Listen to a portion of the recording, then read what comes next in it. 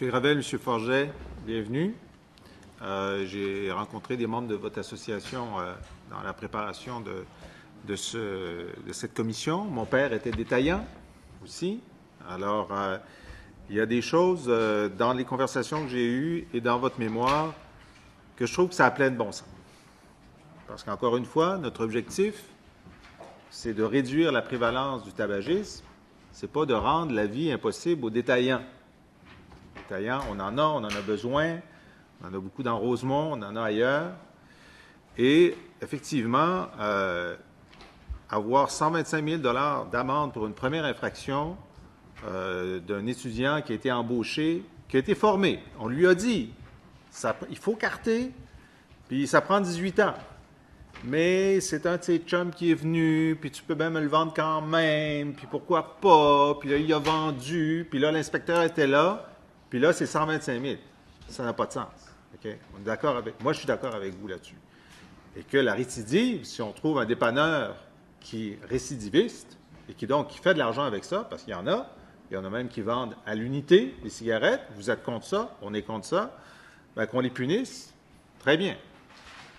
Vous avez, on parle de solutions, bon, vous parlez de l'Auto-Québec, puis vous parlez du problème de cartage, et que ça vous aiderait donc si le gouvernement du Québec disait, écoutez, la carte d'assurance maladie, les adolescents, ils l'ont, les adultes, ils l'ont.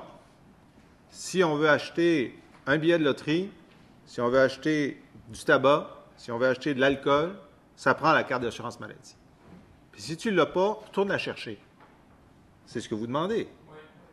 Pourquoi est-ce que c'est si difficile de l'avoir? Depuis des années qu'on demande à ce que le citoyen ait une carte, puis la carte d'assurance maladie, c'est la plus facile, tous les citoyens en ont.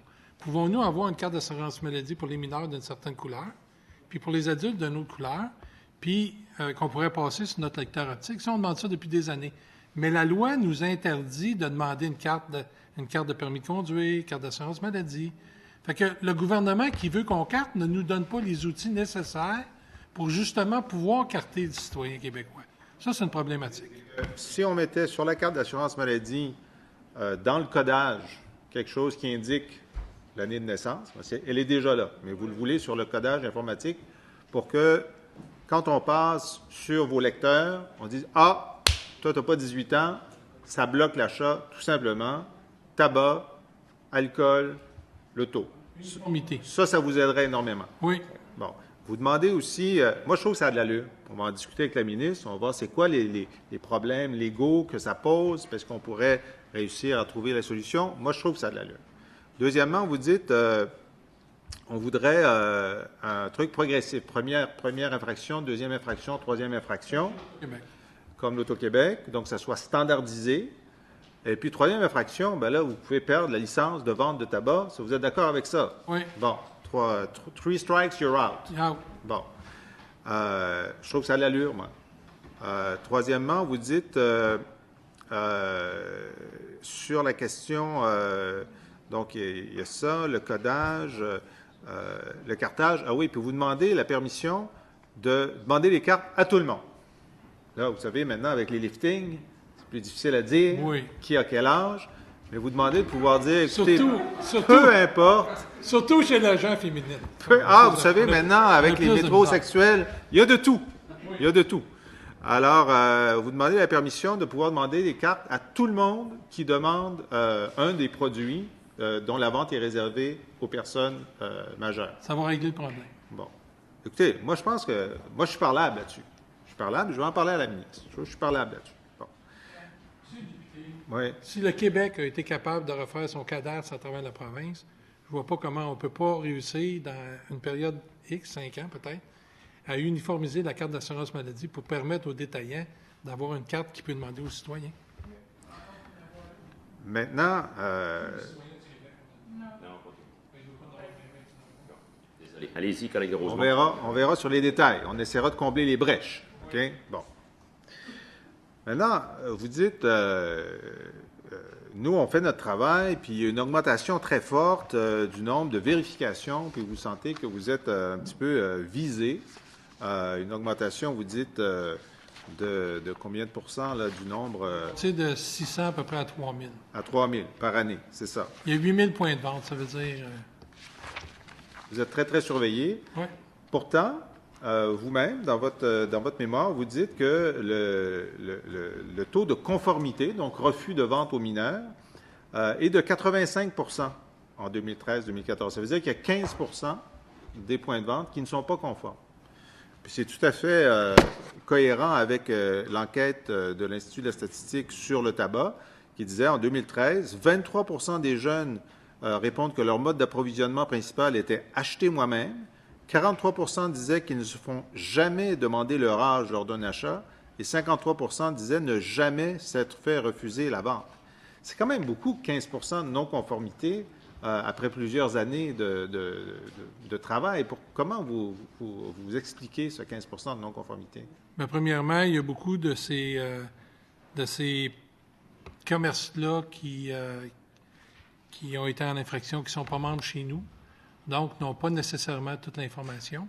Parce que vous savez, nous, on défend les intérêts de 8 000 commerçants. On a à peu près 2 000 membres à travers des 8 000. Fait que comme on a dit tantôt, comme les gens, des Asiatiques qui arrivent, souvent, c'est plutôt une communauté fermée. Ils ne sont pas membres des associations comme chez nous. Fait qu'il peut arriver qu'il y ait des... Mais si, justement, dans ce 15 %-là, au lieu d'arriver avec la fouette le premier coup, on lui permet, comme dans le dossier de l'Auto-Québec, un meilleur encadrement pour lui permettre de mieux comprendre puis de les aider à cheminer. Puis après ça, de faire un autre suivi, peut-être 1 mois après ou 2 mois après, on va justement aider à diminuer ce 15 %-là.